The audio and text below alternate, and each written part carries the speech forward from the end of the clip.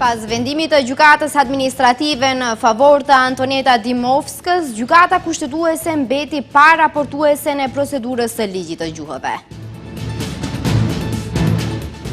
Kryeministri Kristian Mickoski deklaroi se javën e ardhshme do të dihet kush del dhe kush hyn në qeveri.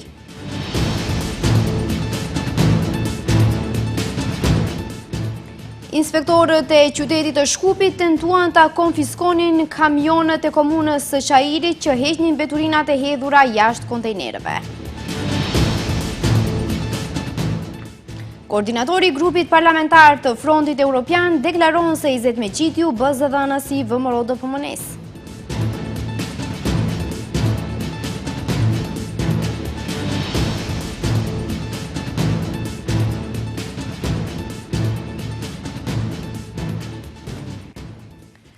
Shikues të nderuar, përshëndetje, këto janë lajmet orës 15:55 në televizionin Shenja.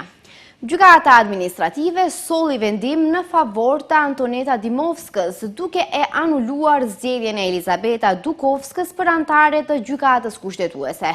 Dukovska ka qenë propozuar për gjykatës kushtetues nga Këshilli Gjyqësor, që atëherë udhëhiqej nga Vesna Dameva. Ajo është raportuese për lëndën e ligjit të gjuhëve dhe mbetet të shihet se si do të ndikojë kjo në këtë procedurë. 2 vjet pas padisë të dorëzuar nga ana Antoneta Dimovskas, gjykata administrative solli vendim në favor të saj duke anuluar zgjedhjen e Elizabeta Dukovskas për antarët e kushtetuesës. Dimovska aktualisht është antare e Këshillit Gjyqësor, ndërsa atëherë ishte në mesin e 3 kandidatëve për gjykatës kushtetues.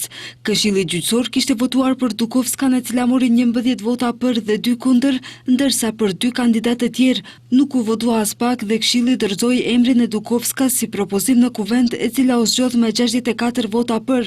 Kryetari i Kuvendit Afrim Gashi ka njoftuar gjykatën kushtetuese për vendimin e administrativës për anulimin e zgjedhjes së Dukovskas.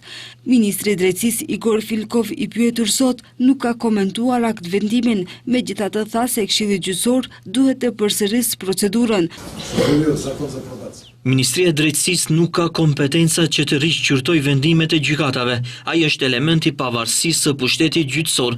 Kompetenca për ekzekutimin e akt vendimit të gjykatës administrative është e Kuvendit, përkatësisht në rastin konkret e Këshillit Gjyqësor.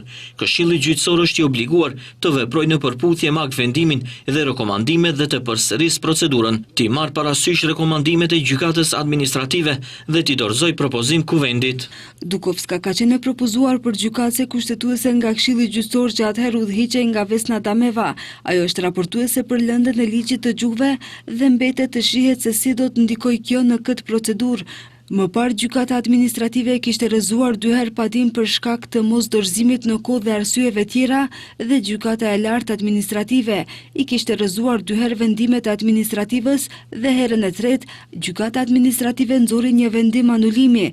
Administrativja konstatoi se procedura e zgjedhjes ka qenë e padrejtë, ndërsa 2 institucione kanë vepruar në mënyrë antikushtetuese, përkatësisht Këshilli Gjyqësor përmes mohimit të drejtës për mundësi të barabartë për kandidatët e tjerë dhe Kuvendi, i cili zgjodhi gjykatësen.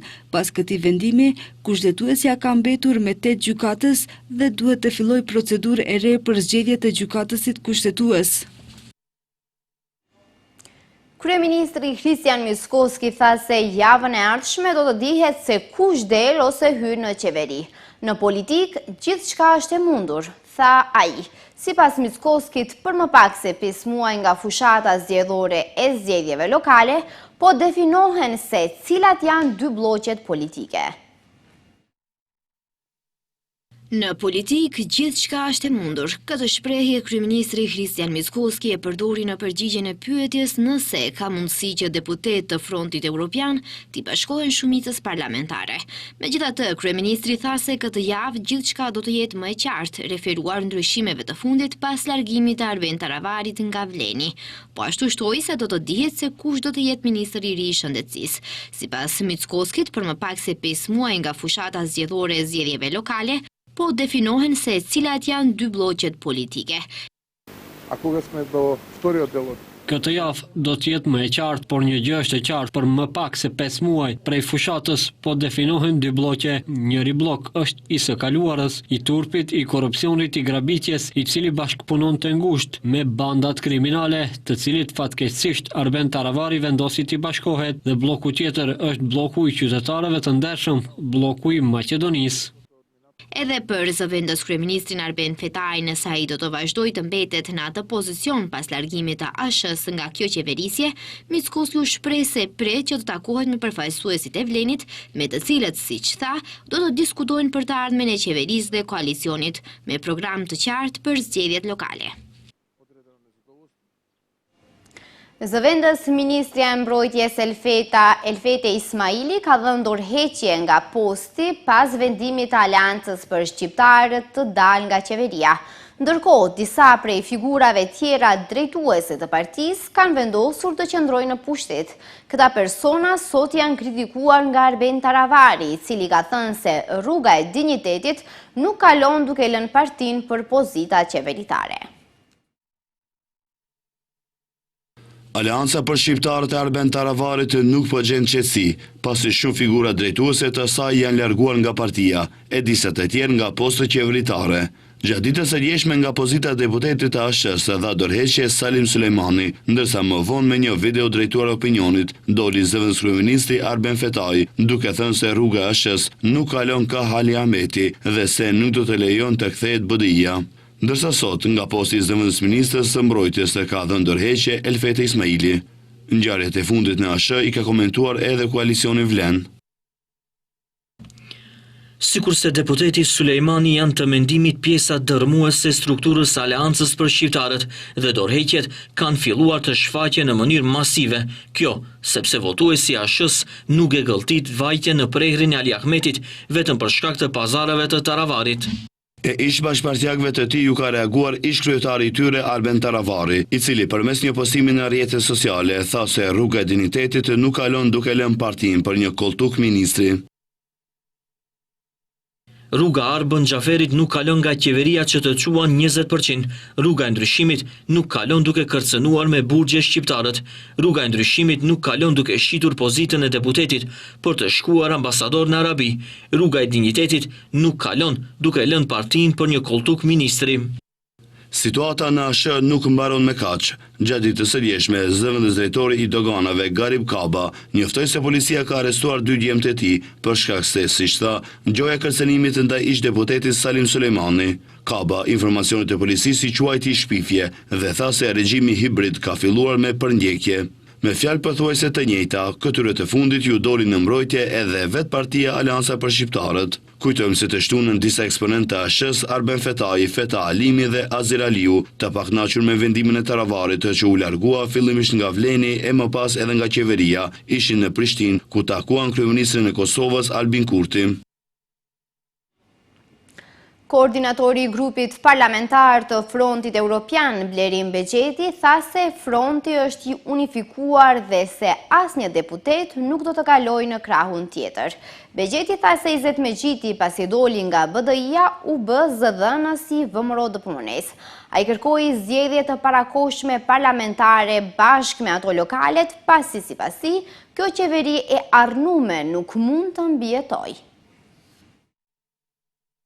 Koordinatori i grupit parlamentar të Frontit Evropian, Blerim Begjeti, ka përgënjeshtruar pohimet e zëvendës kryeministrit Izet Megjiti se 3 ose 4 deputet do të abraktisin Frontin Evropian dhe do t'i bashkohen koalicionit Vlen. Në një prononcim për televizionin Shenja, Begjeti për më tepër ka kërkuar që deputetët shqiptar të vetëdijsohen, të tërhiqen dhe të mos mbështesin veprimin e qeverisë, që në parim sipas Begjetit është antishqiptare. Në prononcimin e tij, Begjeti tha se Megjiti pasi doli nga BDI-ja u bë zëdhënës i VMRO-DPMN-s.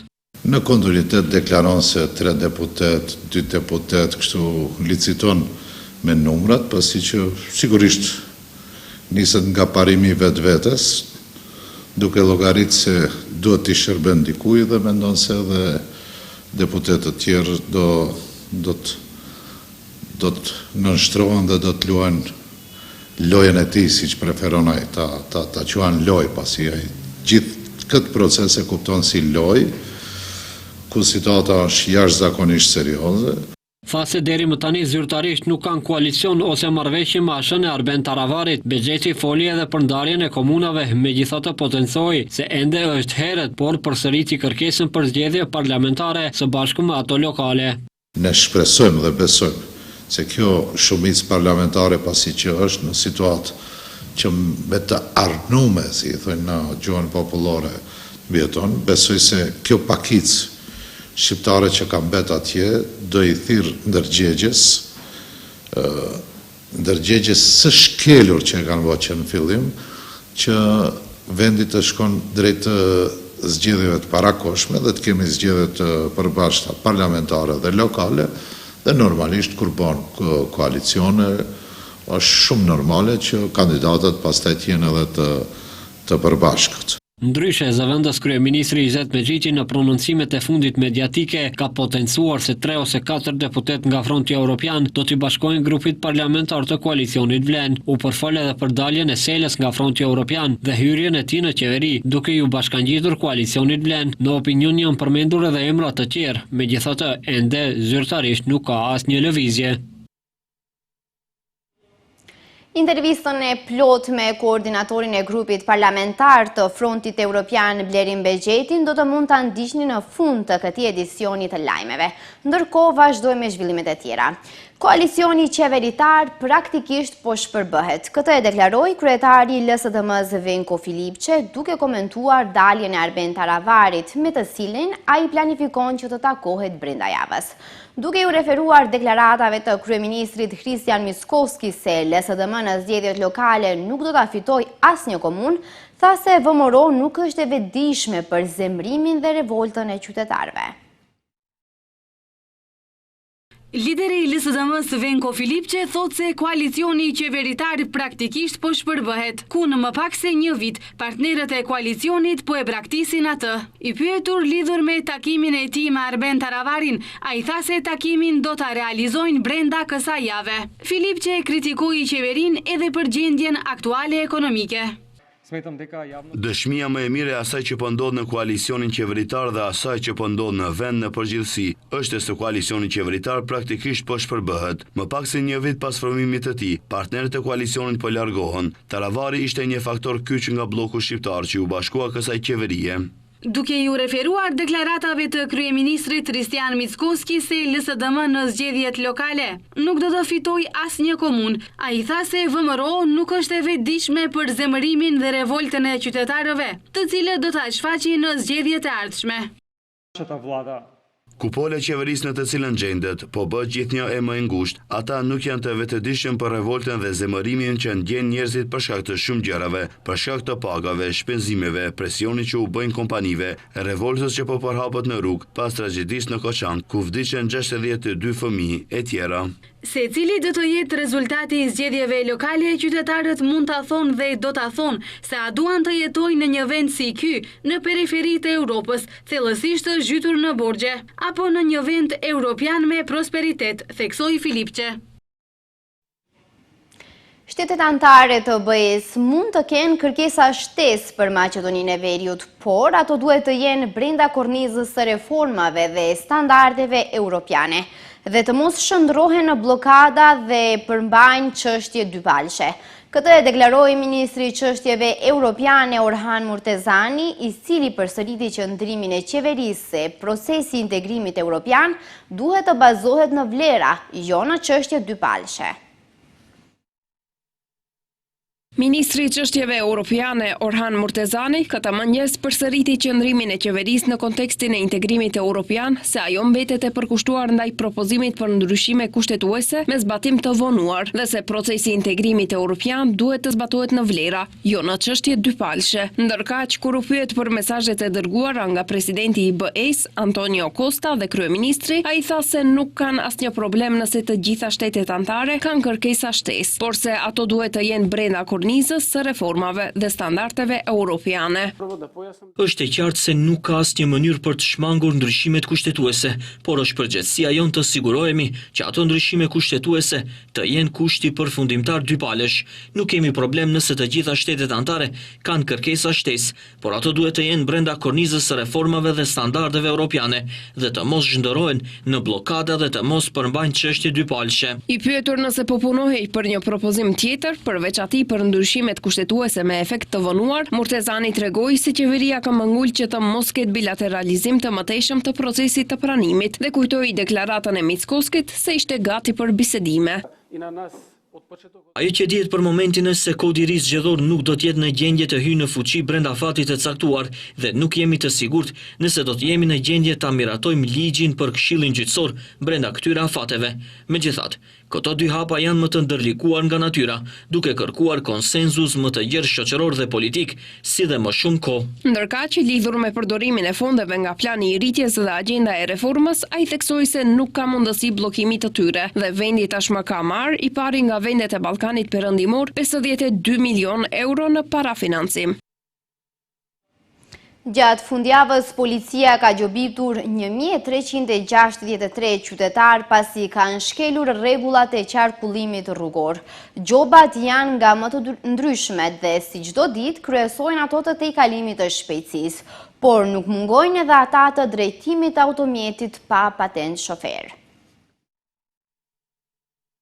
Fundjavën që lan pas nga kontrollet policore në komunikacion, nga gjese 1363 urdhër pagesa të lëshuara. Plot 183 shkelje kanë të bëjnë me shofer që kanë vëzitur pa leje drejtimi, njoftojnë nga Ministria e Punëve të Brendshme. Nga atje thonë se 67 shofer drejtonin automjete në ndikimin e alkoolit, ndërsa 101 shofer motocikletash u sankcionuan për mos mbajtjen e kaskës mbrojtëse.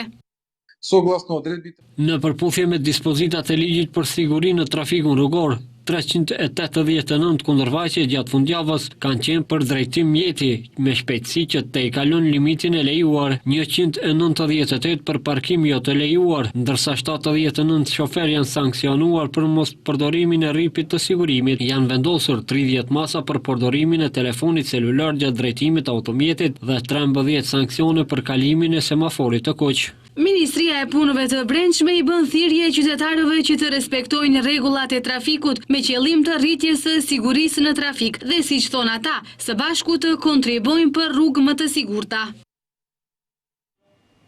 Drejtuesit e komunës së Çajirit janë përballur sot me policinë, të cilët kishin marrë urdhër për të konfiskuar një kamion, të cilën e përdorën për mbledhjen e mbeturinave që hidhen jashtë kontejnerëve. Kryetari komunës së Çajirit Visar Ganiu organizoi një konferencë të jashtëzakonshme ku e akuzoi drejt për drejt drejtorin e ndërmarrjes, kuadër i BDI-s dhe qytetin e Shkupit se po veprojnë me inate politike.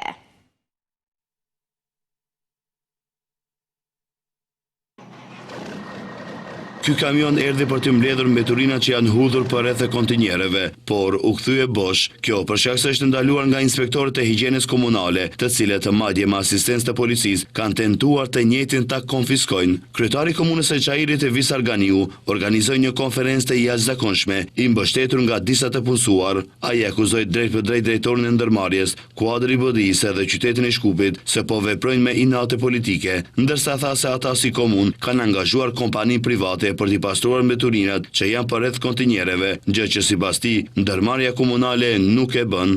Ne këtu jemi grumbulluar për shkak se nuk duhet me lut me fatin e popullit. Kjo më është tendencë politike. Këtë e thom me plot bindje për shkak se ndërmarrjen e udhëheq kuadri i Bashkimit Demokratik për Integrim, i cili domethënë një herë prej 530 kontinjerave shportave e kanë ullë numrin në 320, që t'jipët pasqyre sa ma e keqe për Çajirin. E dyta, edhe atë punë, cilën ata e kanë për detyrë, ne e marrin përsipër dhe qytetari jonë pagun për zdyti taksa për këtë shërbim, dhe me thonë edhe këtë nuk na lejojnë. Kjo është, e them edhe njerë, me plot bindje, është direktiv, ose me direktiv, dhe me thonë, politike që i adresot komunës së Çajirit. Ganiu tha se qytetarët nuk mund të jenë viktime pasareve politike dhe shtoi se nuk do të lejon që ambicia për kontroll të ndot hapësirat publike. Kreu Çairit ju bëri thirrje institucioneve që të mos siç tha detyrojnë të ndërmarrin masa të padëshiruara, përfshirë thirrjen për mosbindje qytetare ndaj një sistemi që pengon pastrimin e qytetit. Në burgun e Idrizovës është duke u testuar projekti mbikëqyrjes elektronike të burgosurve. Aleksandar Pandov, drejtor i zbatimit të sanksioneve, tha se ai e ka vendosur një hallkë të tillë në këmbë dhe se e njëjta po funksionon. Hallkë elektronike për të burgosurit, të cilat do të mbikëqyren nga burgu. Kjo risi është në kuadër të promovimit të sistemit për mbikëqyrje elektronike në qendrën e trajnimit në institucionin dëshkues përmirësues Idrizov. Aleksandar Pandov nga Drejtoria e Zbatimit të Sanksioneve bëri me dije se ai e ka vendosur një hallkë të tillë në këmbë për ta testuar, duke shtuar se e njëjta po funksionon. Drejtori Pandov njoftoi se një pjesë e burgjeve janë të populluara më shumë se 100% dhe këto hallka janë me qëllim që të zvoglohet mbi popullimin në përburgje. Për momentin ai shtoi se 60 persona duhet të pajisen me hallka të tilla. Ai gjithashtu shpjegoi se marrja e hallkave të tilla mund të bëhet në dy mënyra, përmes avokatëve të dënuarve ose mund të kërkojnë të dënuarit personalisht. Po ovoj kontekst sa kam da potenciram dhe ka... Ligjit pozitive i mundësojnë 3 kategorive të burgosurve të kenë hallka, personave të moshuar dhe të pafuqishëm, grave shtatzëna ose nëna me fëmijë të vegjël, ose të sëmurë rëndë dhe persona me invaliditet. Vetburgjet mund të kërkojnë për kategori të saktuar të dënuarve. Hallkat elektronike, sipas ministrit të drejtësisë Igor Filkov, nuk janë vetëm pajisje teknologjike, ato janë një mjet për reformë. Ato janë simboli një politike të re dhe moderne të provës. Përmes përdorimit të tyre, ne mundësojmë alternativë për burgun, uljen e mbipopullimit në institucionin dëshkuese përmirësuese, risocializim më të mirë dhe siguri më të madhe për qytetarët. Ky nuk është vetëm një azhurnim teknik, është një përcaktim i qartë se drejtësia mund të administrohet me dinitet dhe respektim të drejtave të njeriut. Në burgjet mbar vendit ka 2300 burgosur dhe 400 në paraburgim. Komisioni Regulatori i Energjetikës vendosi që çmimi me pakici benzinës Eurosuper BS95 të rritet për 2 denar. Euro dizel shtrenjtohet për 0,50 denar, ndërsa vaji ekstra i lehtë për anvisëri për 4 denar për litër. Sipas vendimit të komisionit, çmimi i ri Eurosuper BS95 do të jetë 75,50 denar, ai Euro dizel 67 denar, ndërsa vaji ekstra i lehtë për anvisëri do të shitet 69 denar për litër.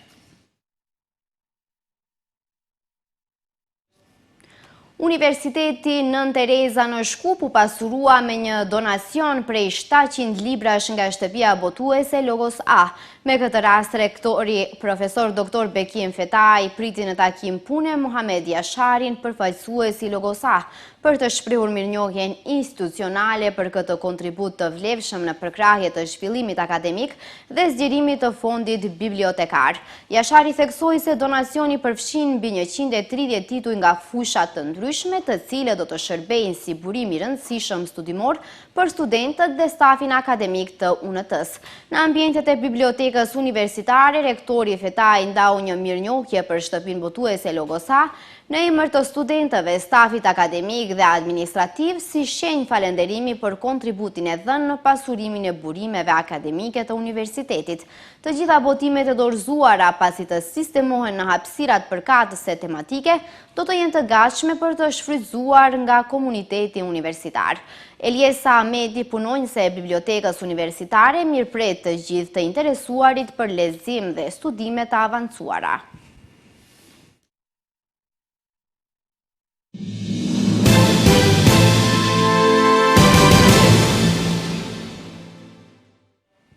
Për të 18 herë me radhë, deputetët e Kuvendit të Kosovës kanë dështuar të hënën ta konstituojnë përbërjen e 9 parlamentare të dalë nga zgjedhjet e shkurtit. Ligjbërësit refuzuan për të 10 herë rresht që ta formoni një komision për mbikëqyrjen e një votimi të fshehtë për krijon e ri të organit ligjvënës.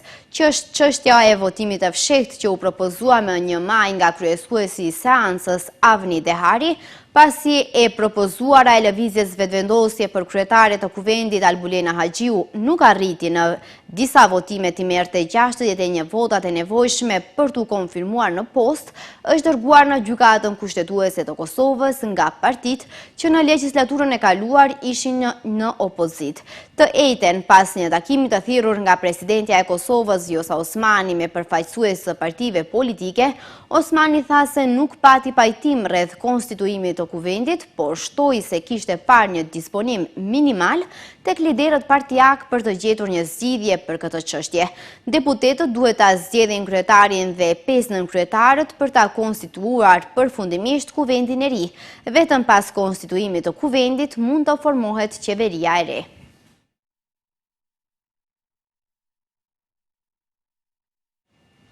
Serbia i kushton rëndësi të veçantë marrëdhënieve me Turqinë, e cila duke pasur parasysh ndikimin e saj të madh, është e rëndësishme për stabilitetin e të gjithë rajonit, tha sot presidenti serb Aleksandar Vučić, pas takimit me ministrin e jashtëm turk Hakan Fidan në Beograd, transmeton Anadolu. Kisha kënaqësinë të pres sot në Beograd ministrin Hakan Fidan. Jam i bindur se biseda jon do të kontribuojë në forcimin e mëtejshëm të marrëdhënieve ndërmjet Serbisë dhe Turqisë, të cilat karakterizohen me dialog intensiv politik dhe bashkëpunim gjithëpërfshirës nga ekonomia dhe energjia te turizmi, kultura dhe arsimi, ka thënë Vučić në një postim në Instagram.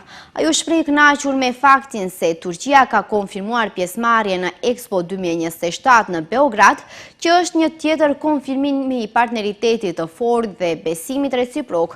Ministri i jashtëm turk Fidan më herët gjatë ditës së sotme është takuar edhe me ministrin e jashtëm serb Marko Đurić.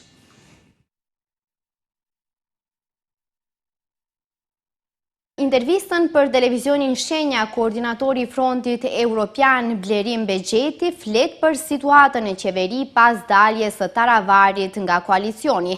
Deputetët e Frontit, që sipas tij janë të unifikuar dhe për ish bashkëpartiakun e tij Izet Mexhitin, për të cilin thotë se tani është bërë zëdhënës i VMRO-DPMN-s. Unë juftoj ta ndiqni këtë intervistë, ndërsa nga unë mirupafshim.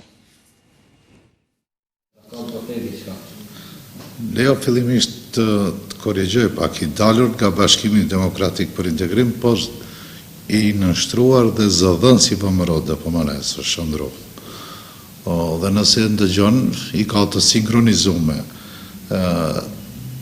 deklaratat, atë që donë të thotë VMRO-DPMN-ja, e lishon zotin Mexhiti, i cili që një vit pas zgjedhjeve, në kontinuitet deklaron se 3 deputet, 2 deputet, kështu liciton me numrat, pasi që sigurisht niset nga parimi vetes, duke llogaritë se duhet t'i shërben dikuj dhe mendon se edhe deputetët tjerë do të nënshtrohen dhe do të luajnë lojën e tij, siç preferon ai, ta quajnë lojë, pasi ai gjithë këtë proces e kupton si lojë, ku situata është jashtëzakonisht serioze, dhe ju jeni dëshmitar që koalicioni vlen, si ti thuash, grupimi i tillë, tani mo po prishet, duke pas qartë